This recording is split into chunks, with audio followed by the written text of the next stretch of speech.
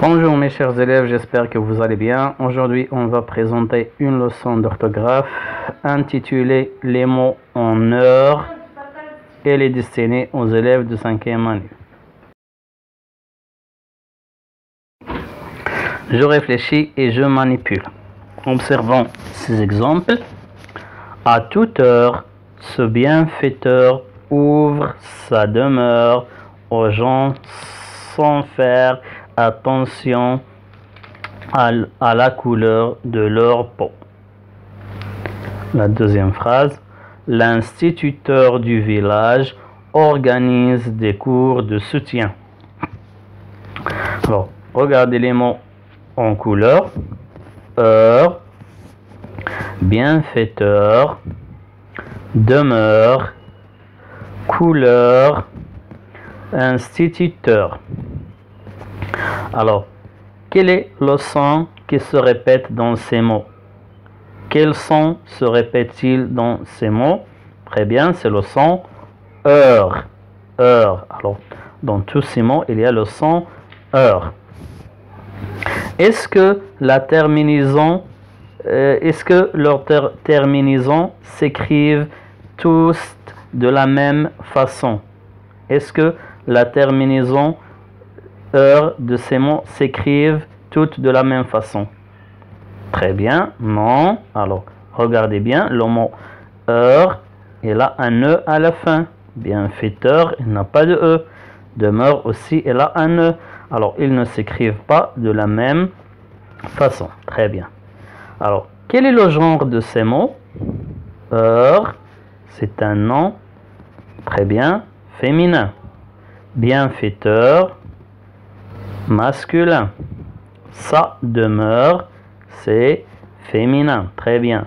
La couleur est féminin. L'instituteur est masculin. Très bien. Alors maintenant, on va mettre ces mots au pluriel. On va les écrire au pluriel. Une heure sera des heures. Bien. Un bienfaiteur, des bienfaiteurs. Très bien. Une demeure, des demeures. La couleur, les couleurs. L'instituteur, les instituteurs. Alors, qu'est-ce que vous remarquez? Alors, tous ces mots ont un S au pluriel. Alors, pour mettre les mots en heure au pluriel, on ajoute S. Ils ont S à la fin. Maintenant, écris la phrase B au féminin. On va écrire cette phrase au féminin. L'instituteur du village organise des cours de soutien. Alors la phrase devient l'institutrice du village organise des cours de soutien. Très bien. Qu'est-ce que vous remarquez? L'instituteur devient l'institutrice. Alors le féminin de l'instituteur est l'institutrice. Alors les mots masculins qui ont en heure font leur féminin en trice ou bien en euse. Il y a des mots qui font leur féminin en euse. Par exemple, chanteur, un chanteur, une chanteuse. Très bien. Un coiffeur, une coiffeuse. L'instituteur, l'institutrice. Il fait son féminin en trice. Quel est le féminin de bienfaiteur? Bien, c'est bienfaitrice. La bienfaitrice. Très bien. Alors, les mots honneur. Je retiens.